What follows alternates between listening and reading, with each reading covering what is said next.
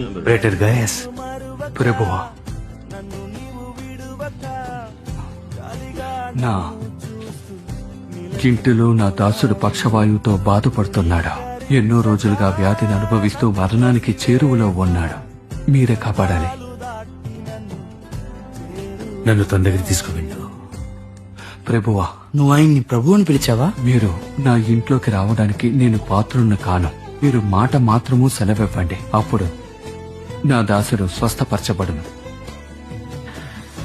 మీరు ఇబ్బంది పడకండి. ఒక ఆజ్ఞతో స్వయంగా ఇక్కడి నుంచే అతన్ని మీరు స్వస్థపరచవచ్చు.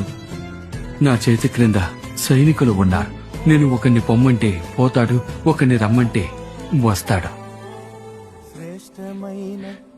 ఈ లోకంలో నాకు తెలిసి నువ్వేది ఆజ్ఞాపించినా అది జరుగుతుంది. నాకు తెలుసు ఇది కూడా. ఇతని మాటలు మీరు విన్నారా? ఇజ్రాయేలులో ఎవరికైనాను నేను ఇంత విశ్వాసం ఉన్నట్టు చూడనే లేదు. నువ్వు నమ్మిన ప్రకారం నీకు అవును కాక. ధన్యవాదాలు. ధన్యవాదాలు.